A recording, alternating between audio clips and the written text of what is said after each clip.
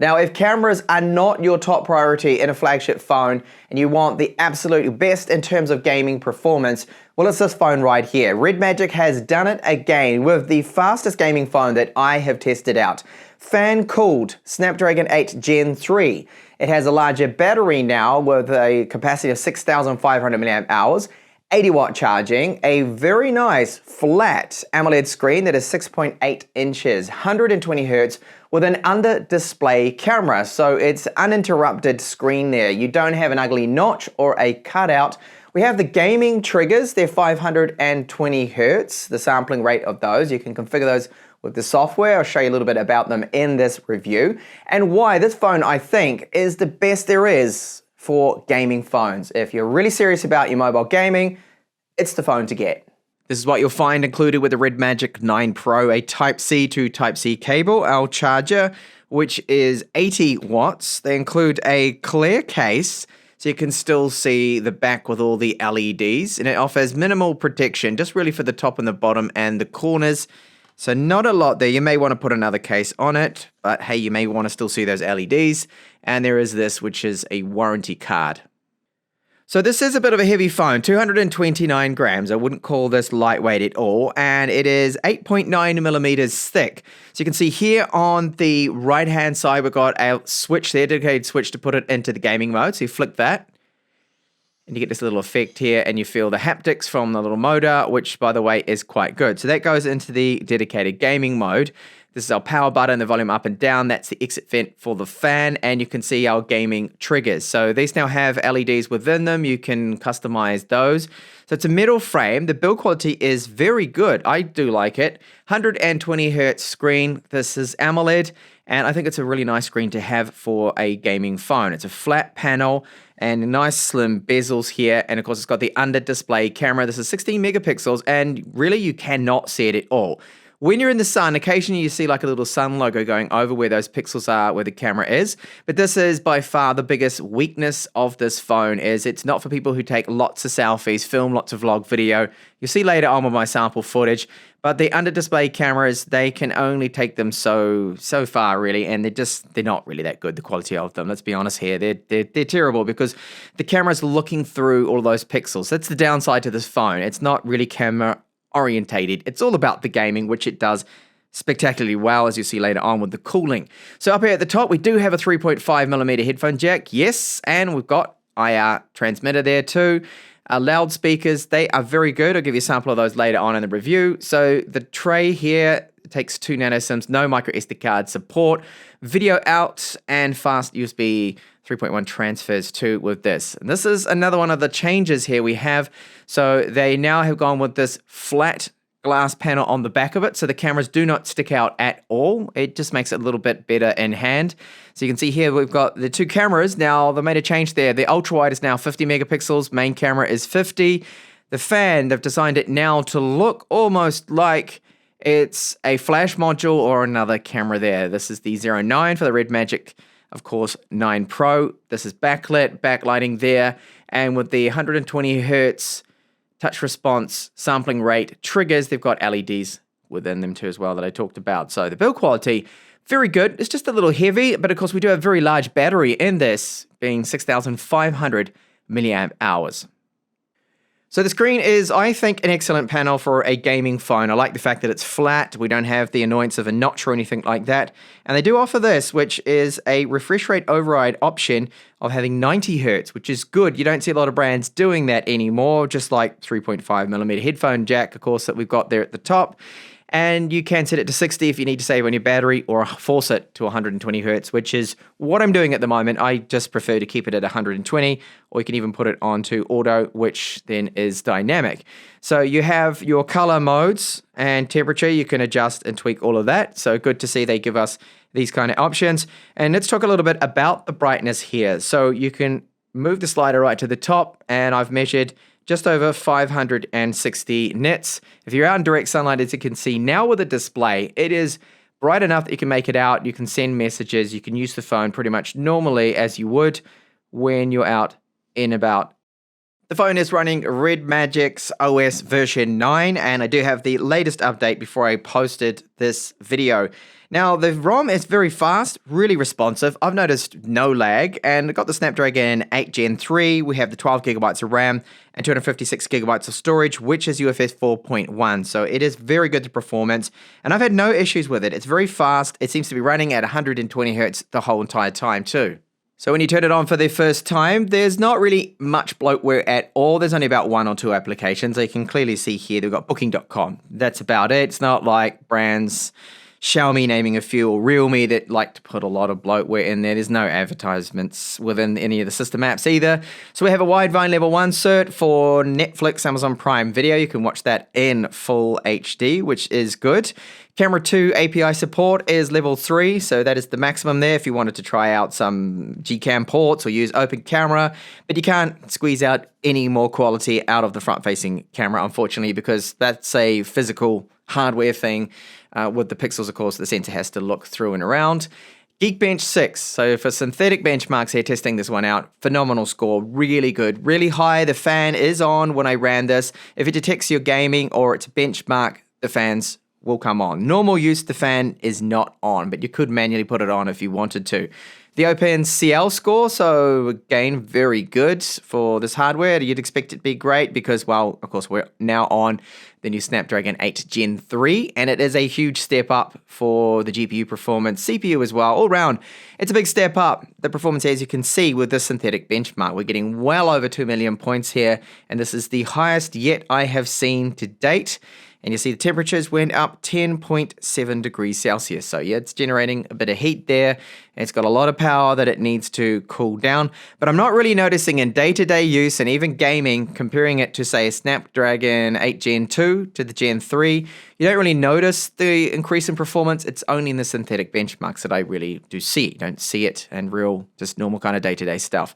So internal storage, really quick, over 4,200 megabytes per second for reads, writes over 3,000, and the random access read and writes, again, just really good, phenomenal speeds out of the UFS 4.0 storage, and this is the 256 gigabyte version. Battery life, now this is not a realistic test, but it's still a fixed test that you can use to compare to all the other phones I've reviewed in my channel. This is why I continue to do this. So realistically, you're looking about 7.5 to maybe 8 hours. I've noticed standby drain doesn't seem to be that great. I believe firmware updates will help that. Even though it does have a really large battery, 6,500 milliamp hours, I don't see it to be leading, really not giving it that much more than other phones, probably because just how much it's pushing the performance here, it does tend to burn through that. But the good news is you can charge really quick. So it took 36 minutes to go from 4 to, well, it says 95%, but it was actually fully charged when I took that screenshot. So under 40 minutes from the 80 watt charging is excellent. The fan does come on too, by the way, when you're charging it in the faster mode.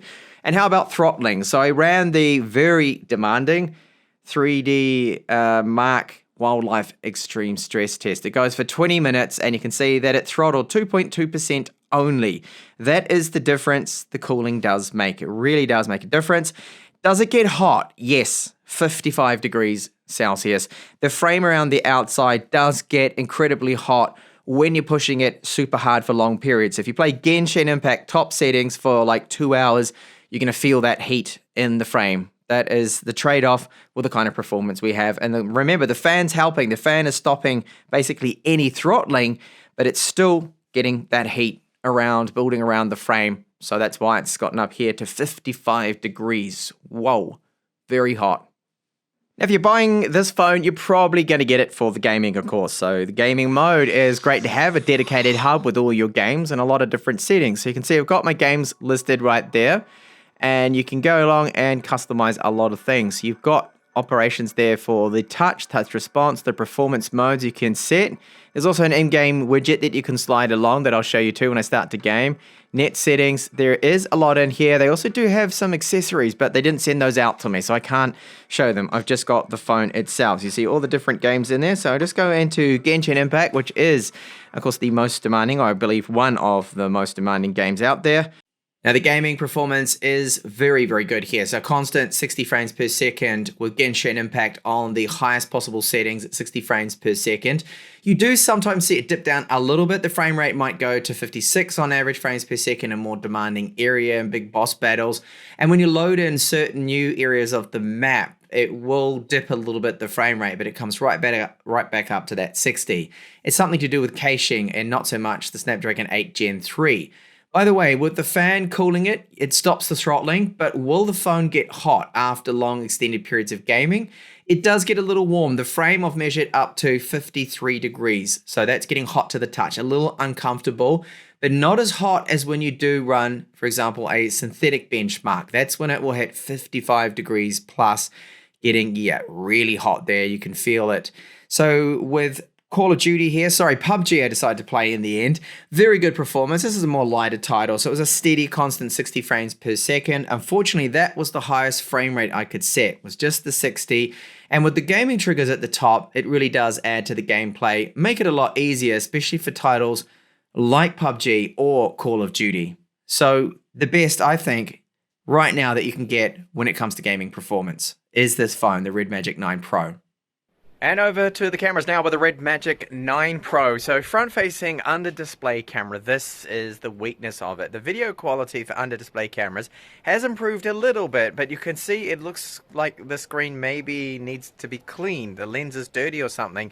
That is just how it is because, of course, we've got the sensor looking through and around those pixels. And if you get the sunlight, see how it kind of distorts and you get that weird kind of effect there? Well, that's going to happen because of those pixels there. It's just the way it is. So if you take a lot of vlog footage, you shoot a lot, this is not definitely the phone for that at all, having this kind of quality with a front-facing camera. So it's 1080p and the audio bit rate is just 96 kilobits per second. Now, software updates could improve the audio, which I do find a little disappointing. It's a bit scratchy, this quality. Really does need a higher bit rate.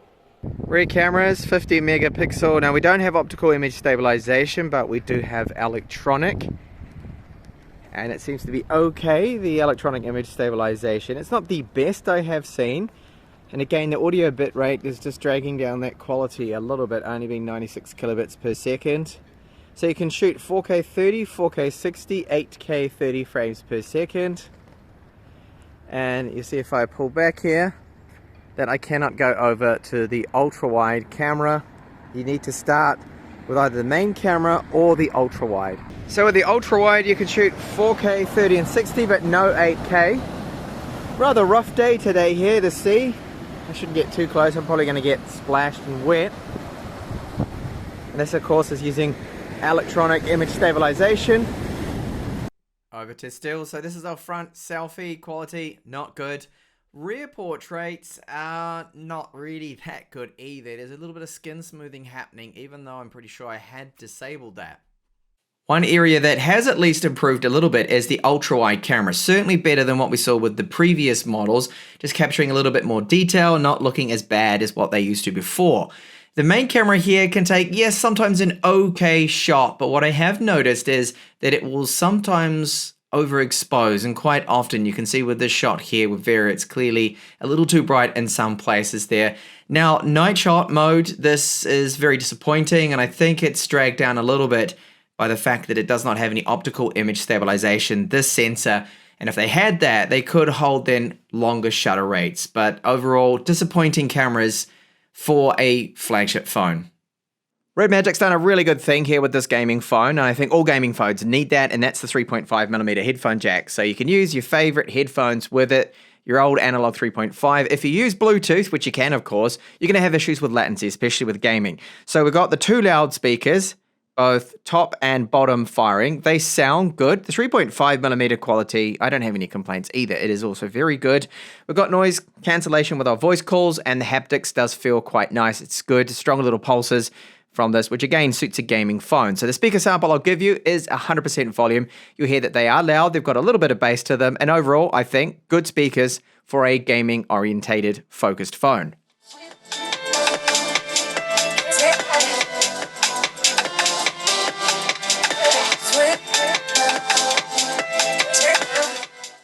So recapping here, the cameras are the downfall of this phone, and they have been the same really with the other models. So the 8 Pro was the same. The 9 Pro really has not upped the cameras that much. The quality of the ultra-wide, yes, has improved compared to their previous models, and the main camera a little bit better, but we miss out on optical image stabilization. Video quality is not good. And then the front-facing under-display camera is just not good at all for vlog footage. As you saw, there's no stabilization. Looks a little blurry. Selfies don't particularly look great, although it is improving, 16 megapixels, and they've done some tweaks there with algorithms and whatnot to improve upon the image quality, looking around and through those pixels, but it still falls short compared to other flagship phones. So it really is about the gaming performance here with the Redmagic 9 Pro, and this is where you can't go wrong. You have the absolute top performance, and you get things that I think gamers want. 3.5mm headphone jack, absolute must. You don't want to be using Bluetooth when you're gaming because there's always going to be a bit of an issue with latency. You got a nice, large, decent battery in this, so 6,500 milliamp hours. I thought it would go for a little bit more than it did, but the battery life is fine until, of course, you start to game. And because it doesn't really throttle at all, it pushes that performance. The gaming battery life is still not amazing. It's only about like 4 hours, 3.5, 4 hours. Depends, of course, on your screen brightness. Now, you do have the charging bypass 2 mode with it. If you're interested in that, you can use that too as well in games. And you got the full gaming hub, all of those controls there, which is really good. The software, the UI is okay, it's not bad, but again, it's really all about the gaming performance. And this being fan-cooled really does push that performance really well. What about the thermals? So as I showed you, it gets hot when you run stress tests, but normal gaming, it's not actually too bad. It gets a little warm, the frame, the fan is definitely doing its job. So there we go. If you're into your games, you want the absolute best gaming performance, late 2023 and then into 2024, this is the phone to get, the Redmagic 9 Pro.